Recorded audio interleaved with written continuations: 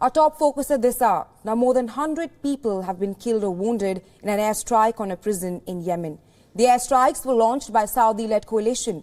The Houthi rebels have released gruesome video footage of corpses being pulled out of the rubble. 8 aid agencies operating in Yemen say that those who have been killed include migrants, women and children. The prison is located in Sadr. It was used as a holding center for migrants. Aid workers in Sadr say hospitals are overwhelmed after the attack. According to Doctors Without Borders, many bodies are still under the rubble. Many people are missing. Global Internet Watchdog has reported that there is a collapse of internet connectivity.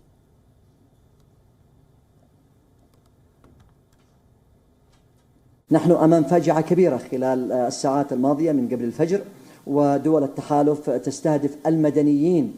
استهدفت السجن الاحتياطي بمحافظة صعدة الذي فيه مدنيين محتجزين يعرفهم الصليب الأحمر وزارهم الصليب الأحمر ويعرف أنهم مدنيين. استهدفتهم طائرات التحالف بشكل مباشر. طبعا لا تزال الضحايا إلى حد هذه اللحظة، وطواقم الإنقاذ لا تزال إلى هذه اللحظة. UN Secretary General Antonio Guterres has condemned the airstrikes. Listen in.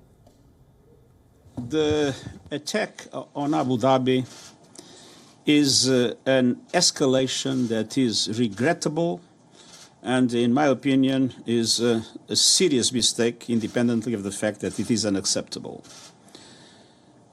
Now, any bombardment that targets civilians or that is not careful enough to... Now, US has called for calm on both sides. US has urged all parties to de-escalate and abide by the international humanitarian law.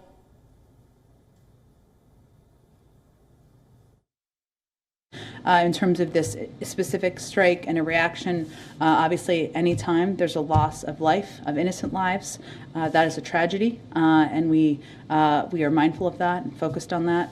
Obviously, you know our focus and the President's focus, which is from the very beginning, he established new interim guidance concerning the United States' use of military force and related to national security operations. That's how we operate here as the United States, which I think is reflective of his view. But certainly the loss of life is always a tragedy. Yemen's civil war began in 2014. This was when the Houthis descended from their base in Sadr to overrun the capital, Sana'a. Now, this prompted Saudi-led forces to intervene. Tensions escalated after the UAE-backed Giants Brigade drove the rebels out of Shabwa province. Now, on January 3rd, the Houthis hijacked a UAE-flagged ship in the Red Sea. The latest attack comes in the aftermath of a drone and missile attack in Abu Dhabi led by Houthi rebels on Monday. 3 people, including 2 Indians and 1 Pakistani, were killed in the attack. Yemen's civil war has been catastrophic for millions of people. They had to flee their homes. Many are at risk of famine. The UN describes this as the world's worst humanitarian crisis.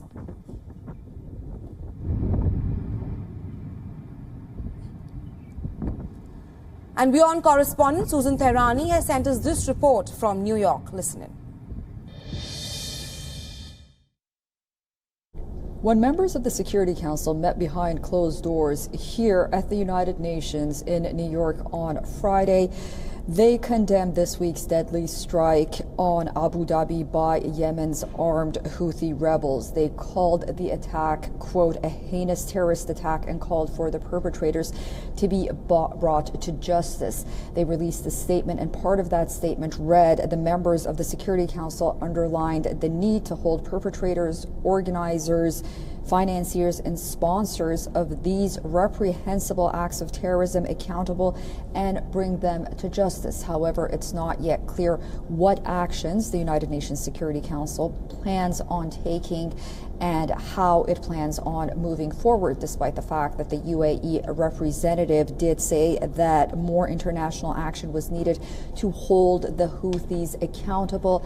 And the UN ambassador for Norway, which holds the rotating presidency for the month of January of the Security Council, said that she was, quote unquote, very much concerned by events that recently happened and called for de-escalation. Now, this meeting also comes at a time when on January 3rd, the Houthis hijacked a United Arab Emirates flagged ship in the Red Sea, and the ship's 11-member international crew is still being held captive by Houthi rebels.